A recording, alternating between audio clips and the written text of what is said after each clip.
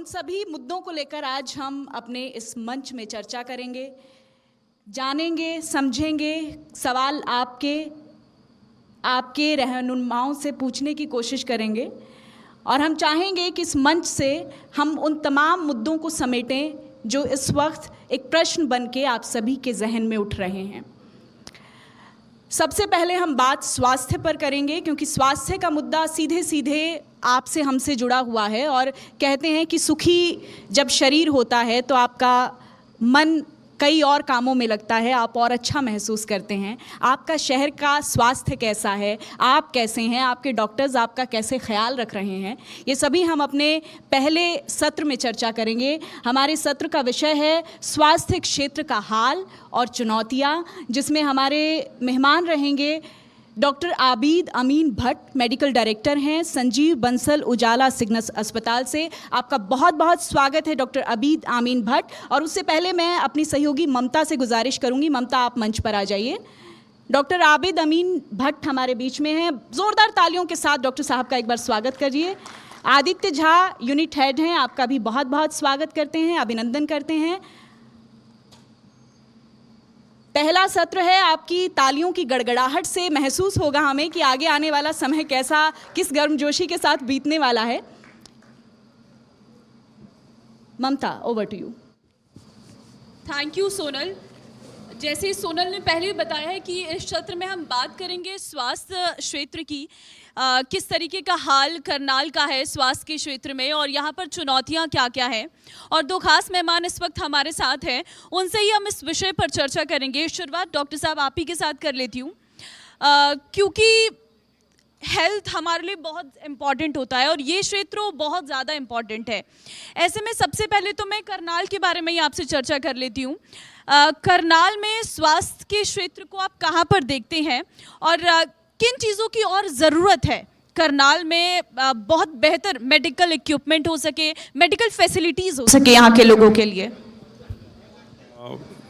Thank you. पहले तो मैं आपको थैंक्स बोलना चाहता हूँ, धन्यवाद करना चाहता हूँ मेरी तरफ से, पूरा उजाला सिग्नस परिवार की तरफ से, that we got an opportunity for this talk. Since जो आपने ये क्वेश्चन जो पूछा है, it is very important not only for Karnal. ये अगर आप देखें कोई भी टियर 2 सिटी, टियर 3 सिटी जो पिछले 10 साल में एक ग्रोथ पकड़ी है, किसी ने एक एडवांसमेंट की तरफ जा रही है, तो ये सवाल हर उस सिटी पे अप्लाई होता है।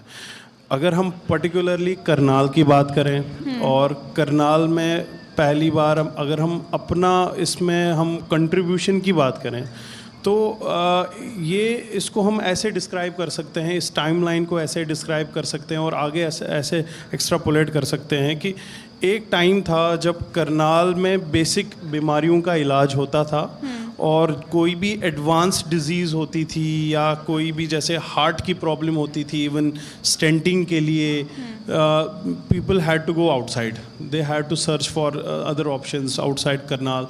सिंस यहाँ पे चंडीगढ़ और दिल्ली दोनों सिटीज़ एक्सेसिबल है तो उनको ये जगह देखना पड़ता था। बट हमारा जब से इंट्रोडक्शन हुआ, since we started here, since Ujala Cygnus started here 10 years back, उसके बाद द पेस हेल्थ केयर ने यहाँ जो पकड़ी है, हम ये कहेंगे we have influenced the health care of this Karnal city. हमारे आने के बाद there are many super specialities जो हमने यहाँ इंट्रोड्यूस कराई और बहुत ऐसे प्रोसीजर्स है जो हमने यहाँ इंट्रोड्यूस कराए, लाइक फर्स्ट कैथ लैब हमने यहाँ इंट्रोड्यूस करी एंड बहुत सारे ऐसी चीज़ें, ऐसे प्रोसीजर्स जिसके लिए लोगों को बाहर जाना पड़ता था, चंडीगढ़ दिल्ली जाना पड़ता था, वो सारी चीज़ें हमने यहीं स्टार्ट करी। उसके अलावा हमने क्रिटिकल केयर में काफ़ी एक एडवांसमेंट यहाँ पे लाई, एक इम्प्रूवमेंट लाई, जिसकी वजह से जो क्रिटिकल मरीज़ होते हैं उनको बाहर जाने की ज़रूरत नहीं पड़ती। उसमें क्या रिस्क रहता था, जैसे जो ट्रैवल का रिस्क होता है वो चीज़ें हमने वो जो रिस्क होता था ट्रैवलिंग का वो अवॉइड हो गया। अब क्वेश्चन स्टिल अराइजेस कि यू आर हेयर, आप इस चीज़ को एक्स्ट्रापोलेट कैसे करते हो, लाइक यू सेड कि आगे क्या ज़रूरत रहती है. देखो, there is always, medical science is an evolving process, ये कभी रुकता नहीं है. इसकी नई नई टेक्निक्स, नई नई टेक्नोलॉजीज, नई नई procedures, they keep on adding, नई नई diagnosis keep on adding. Since Karnal में ऑलमोस्ट वी हैव गॉट, हम एक कहेंगे मल्टी स्पेशलिटी लेवल का health care we have already got. The fully advanced health care जिसकी आप बात कर रहे हैं, लाइक रोबोटिक्स एंड ऑल, तो we have a scope for going there, and maybe you will see in few years Karnal will be there. ये बहुत अच्छा है कि करनाल में ऐसे ही मेडिकल इक्विपमेंट्स आए और मेडिकल फैसिलिटीज़ आए ताकि यहाँ की जनता को यहाँ से बाहर ना जाना पड़े. और उम्मीद करती हूँ कि अगली बार जब आप मेरे साथ सेशन में होंगे तो आप उन फैसिलिटीज़ के बारे में भी जिक्र करेंगे. आदित्य झा यूनिट हेड है अस्पताल के. सर, आपसे मैं अस्पताल के कब से शुरू हुआ है ये अस्पताल, इसके इतिहास के बारे में जानना चाहूँगी और अभी किस तरीके से कार्य कर रहा है. सबसे पहले तो थैंक यू इंडिया न्यूज़ का, जिन्होंने हमें ये मौका दिया इस मंच पे आने का. सबसे पहले जो समझने की बात है कि उजाला सिग्नस, व्हाई इट केम, क्यों आया उजाला सिग्नस का कारण क्या ध्येय है आने का, ये मैं ज़रूर क्लियर करना चाहूँगा सारे दर्शकों को कि सिग्नस हमेशा टायर 2 टायर 3 सिटी, जहाँ पे हेल्थ केयर नहीं पहुँचा अभी तक, जहाँ के लोग, हर किसी को हक है सही इलाज पाने का, हर किसी का. तो उजाला सिग्नस ने इसकी शुरुआत करी 2000, जैसे आपने पूछा हमने कब करनाल में इस चीज़ का शुरुआत करा था. 2013 में हम यहाँ आए थे. जब हम यहाँ आए थे, डॉक्टर साहब ने बताया ही है कि जब हम यहाँ आए थे तो there was no option for anyone. कोई भी अगर ज़्यादा उनको बीमारी कुछ भी है जो कि नॉर्मल से ज़्यादा है तो उनको या तो दिल्ली या चंडीगढ़ जाना पड़ता था, जैसे डॉक्टर साहब ने कहा. So we started this pattern. हमने क्रिटिकल केसेस लेने शुरू किए जो पहले चंडीगढ़ या वहाँ जाते थे, और उसके बाद हमने ये प्रूव किया कि टायर 2 टायर 3 सिटी में भी अच्छा इलाज दिया जा सकता है, और यही ज़रूरी नहीं है कि बड़े शहरों में ही सिर्फ अच्छे इलाज आपको मिल सकता है. ये हमने प्रूव किया. दूसरा चीज़ हमने ये प्रूव किया कि क्वालिटी जो है वो आप टायर 2 टायर 3 सिटी में भी एक क्वालिटी हेल्थ केयर दे सकते हैं. जैसे हम लोग एक NABH हैं, पहले NABH हॉस्पिटल पूरे करनाल के हैं, national accreditation board for hospital and health care provided, which is been given by QCI, quality council of India, जो एक इंडिया का सबसे बड़ा हेल्थ केयर का एक सर्टिफिकेट होता है. तो हमने जब शुरुआत करी इसकी, आज आप देखेंगे 10 हॉस्पिटल, बड़ा हॉस्पिटल के पास NABH होगा अभी easily, because we have proved कि yes it can be done here in Karnal, and people have followed and they are also doing good. So और उजाला सिग्नस का बस एक ही, हमारे चेयरमैन सर हैं प्रबल घोषाल सर, उनका एक ही कहना है कि इलाज के बिना, या कोई गरीब भी अगर हमारे यहाँ आता है तो इलाज के बिना वो वापस ना जाए. कोशिश करो, भले ही कम कर लो, कोई दिक्कत नहीं है, मैनेज समवेयर, बट पेशेंट को हेल्थ केयर मिलना चाहिए, and that is his word, and we are just following that religiously. ये बहुत बेहतर है कि एक हर व्यक्ति को इलाज मिले, क्योंकि आजकल का समय ऐसा हो गया है कि बहुत सारी बीमारियां लोगों पर हावी हो गई हैं, और क्योंकि हर कोई चाहता है कि अगर हम पैसे दे रहे हैं तो बहुत अच्छी हमें हेल्थ फैसिलिटीज़ मिले और हम अच्छे से घर जाएं. डॉक्टर आबिद, क्योंकि अभी मौसम में बहुत ज़्यादा परिवर्तन है और मानसून का सीज़न है, कई जगह पर बारिश आ रही है, कई जगह पर बाढ़ भी आ रही है और पानी जगह जगह पर भरा हुआ है. ऐसे में क्या होती है कि बहुत सारी बीमारियां हावी होने लगती हैं. पहले तो इस बीमारी से हम कैसे खुद का बचाव करें, साथ ही साथ अगर हमें इसका ट्रीटमेंट करवाना है तो क्या बेहतर तरीका है, किस तरीके से हम इस चीज़ से डील कर पाएँ. देखिए, 2 इम्पॉर्टेंट चीज़ें आपने जो डिस्क्राइब करी है, एक है मॉनसून रिलेटेड, एक है जैसे अभी फ्लड्स वगैरह you are seeing flood related. Monsoon related जो बीमारियां होती है, दे आर सीजनल और ट्रॉपिकल डिजीजेस जो आप हर साल देखते हो. हर साल नहीं तो या तो सीजनल मॉनसून्स के टाइम पे देखते हो. लाइक उसमें कॉमनली जो हम देखते हैं that is dengue fever, which is very common in this part of the world. And इसका डेंगू फीवर का या ट्रॉपिकल डिजीज़ का which are spreaded by vectors like mosquitoes, उसका सबसे जो इम्पॉर्टेंट आपने कहा प्रिवेंशन है, that is prevention. You have to prevent yourself to get bitten by the vector. तो उसके लिए जो अलग अलग टेक्निक्स यूज़ की गई हैं, लाइक बैरियर टेक्निक्स यूज़ की गई हैं. बैरियर टेक्निक मीन्स लाइक आप जहाँ बैठे हैं पूरा फुल स्लीव्स पहन कपड़े यूज़ करें, या सोने के टाइम मच्छरदानी वगैरह यूज़ करें. और बाकी टेक्निक्स लाइक अगर कहीं पानी जमा हो रहा है वो ना जमा होने दें, या कहीं आपको लग रहा है मॉस्किटो ब्रीडिंग हो रही है उस ब्रीडिंग को रोके. So this is for that, for the prevention of disease. Now second part is treatment. Once you get the disease, उसके बाद अगर बीमारी हो गई है, उसके बाद दो चीज़ें होती हैं हर बीमारी के. One is diagnosis, second is the treatment. After getting all the clinical things जो भी है and got the diagnosis of the disease, you have to come to the OPD of a physician. आपको डॉक्टर को दिखाना बहुत ज़रूरी है. You have to follow the prescription. Home remedies को मोस्टली अवॉइड करना है. जो ओवर द काउंटर ड्रग्स हैं उनको अवॉइड करना है, because some of the drugs have side effects जिसकी वजह से बीमारी का ये जो इटियोपैथोजेनेसिस है वो और वर्सन हो जाता है. So these things are to be taken care. But the second part of your question is the flood related diseases. Flood related जो डिजीज़ेस हमने कॉमनली जो देखी जाती है किसी भी एरिया में, उसमें सबसे कॉमन है गैस्ट्रोएंटराइटिस, डायरियाज. ठीक है. And second is hepatitis. Hepatitis means liver की स्वेलिंग वगैरह जो हो जाती है. ये जो भी फीको ओरल डिजीज़ है जिनका वाटर स्प्रेड है, टाइफॉइड, डायरियाज, हेपेटाइटिस, वो कॉमनली देखी जाती है in a large number of people. उसके अलावा फ्लड के दौरान जो एक्सपोजर रहा पेशेंट्स का, you can see maybe some of them may have dermatitis, skin condition, skin rashes. They can develop जो भी flood की वजह से जो चीज़ें ये हो गई. And there is one particular disease जो जिसका rise देखा जाता है after flood, that is called Legionnaires disease. Legionnaires disease एक type का fever ही है, but that fever sometime it can cause pneumonia as well. So eventually कहने का मकसद ये है कि पोस्ट फ्लड भी if you have any of the symptoms, आपको पेट में दिक्कत है, लूज मोशन हो रहे हैं, बुखार हो रहे हैं, या any of the things that you are getting, तो you have to consult the doctor promptly to avoid any complications. बिल्कुल, कोई भी दवा अपने आप से ना लें, अस्पताल में जाएं, डॉक्टर्स के पास जाएं और उनसे जो ट्रीटमेंट मिल सके कोशिश करें कि वही लें. लेकिन सवाल ये भी है, क्योंकि ग्रामीण क्षेत्रों में अक्सर ये देखने को मिलता है लोग अस्पताल में जाने से बचते हैं, खर्च ज़्यादा ना हो जाए.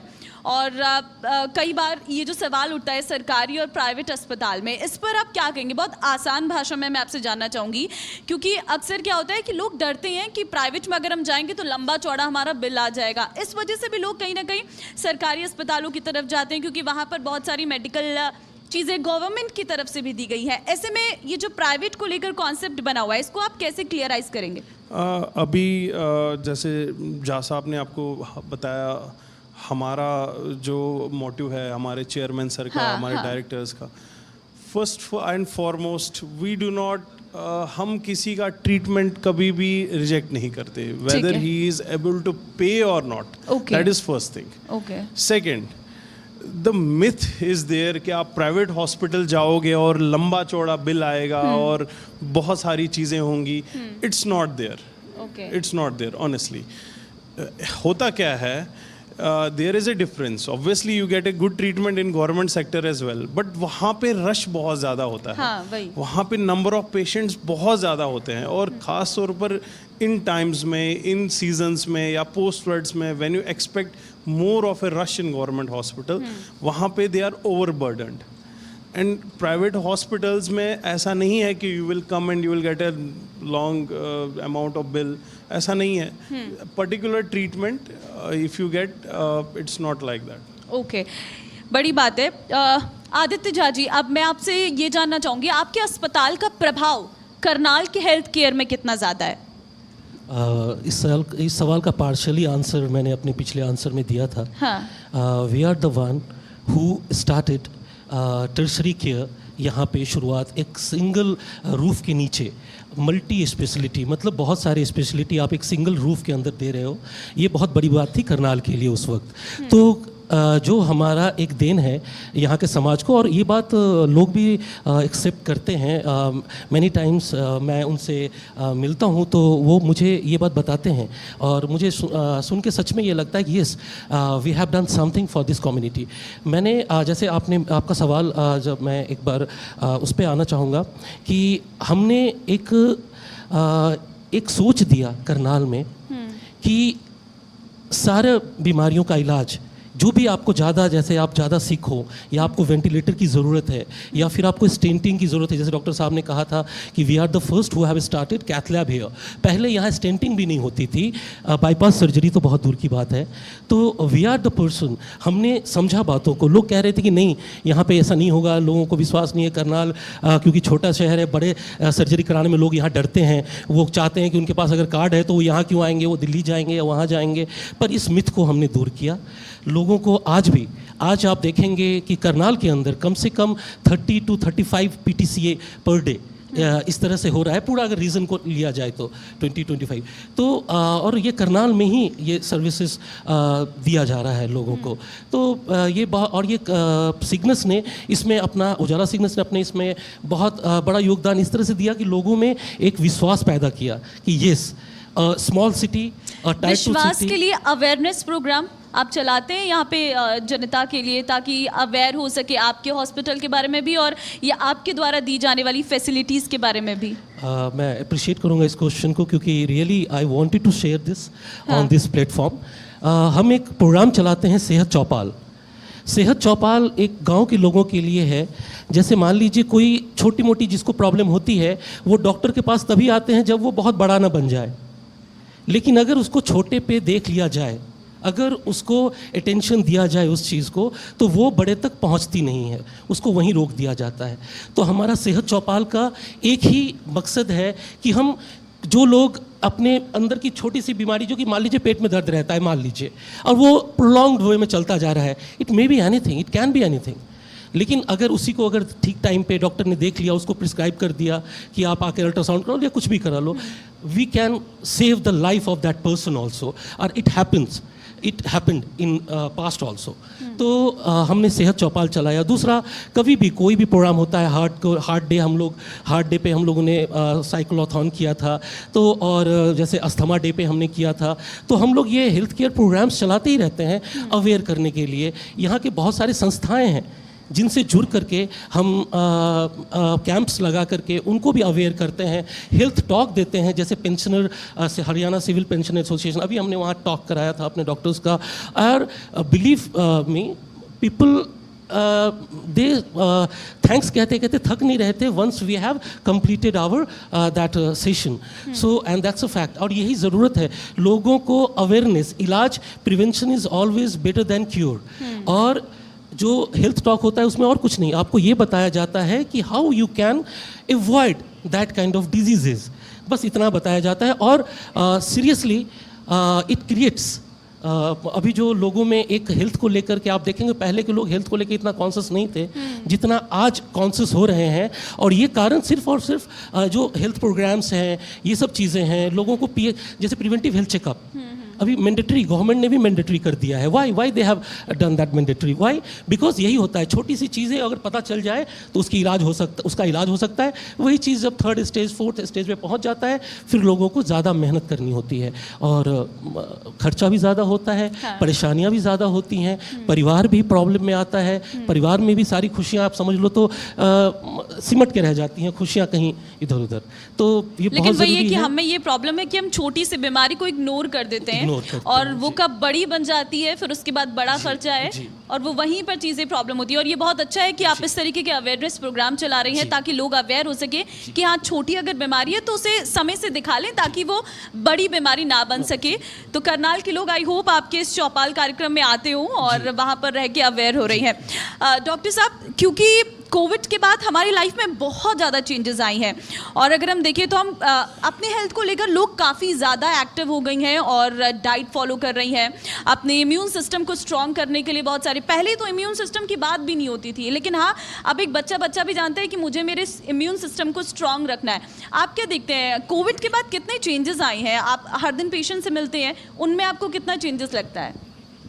देखिए कोविड में जो नुकसान हुआ उसकी तो कोई भरपाई नहीं कर बिल्कुल। सकते, बट कोविड में एक चीज़ जो कॉमनली हमारे अंदर आ गई या लोगों के अंदर आ गई, that is they became more aware about their disease.